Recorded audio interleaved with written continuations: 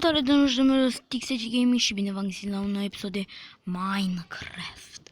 Ei bine, astăzi vă voi arăta cum să vă faceți și asta vă întrebați. Bine, este ceva de un duș. Duș. Și apoi l-opriți și gata. Nu apăsați puțin că mă cam mă enervează aici și pe mine ceva. Deci, este e foarte ușor de făcut, nu aveți nevoie de prea multe chestii. Deci, hai să nu mai vorbim și să dăm drumul la tutorial.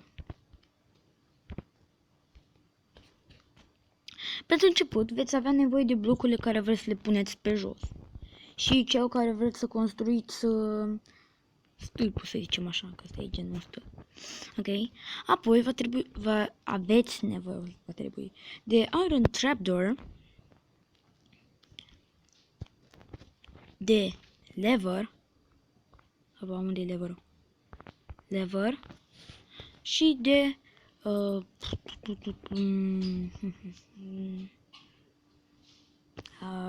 stați să mă gândesc acum ce mai aveam pe nevoie.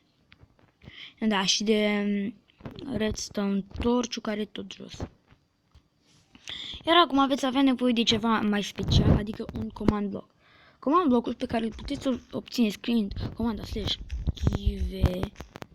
/give aronte sau chiar numele vostru, COMMAND, dau pe jos, BLOCK.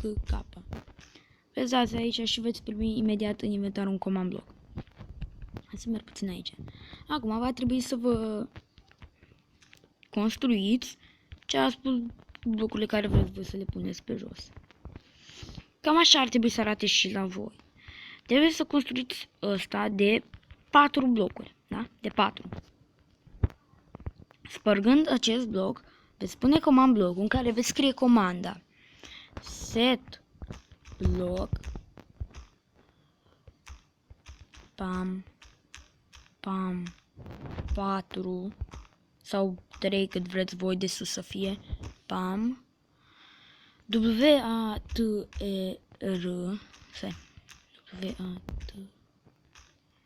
water și scrieți 0 D F T R O Y. Nu există.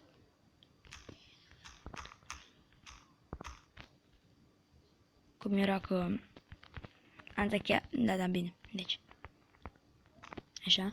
Acum, după acesta va trebui să puneți blocul și să puneți leverul. Însă momentan nu vom mai face nimic. Va trebui să punem mai întâi astea acum pe limbă. Să punem trapdoor-urile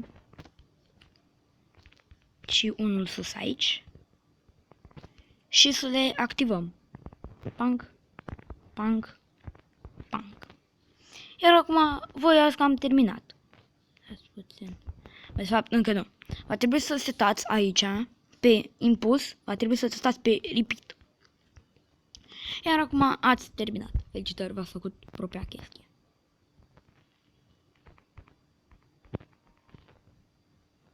Băi, ce ai? Trebuia cu slash-ul. Lag. Deci da, trebuia să puneți slash. Deci da, cam așa trebuie să arate comanda.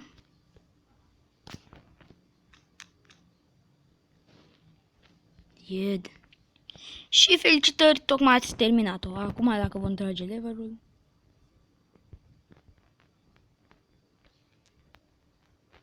Șai, bă! Oare nu poate să treacă prin emerald? Nu înțeleg.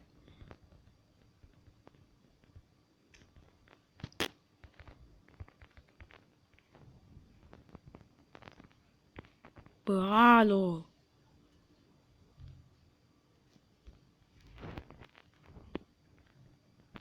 Iar am face la futul. Bă, nu înțeleg. Ce am greșit?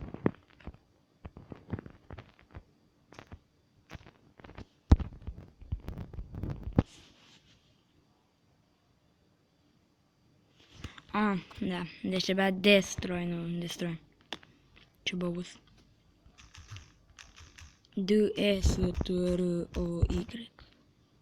Destroy. Iar acum trăgând de lever, da. Și acel bloc s-a spart de aici.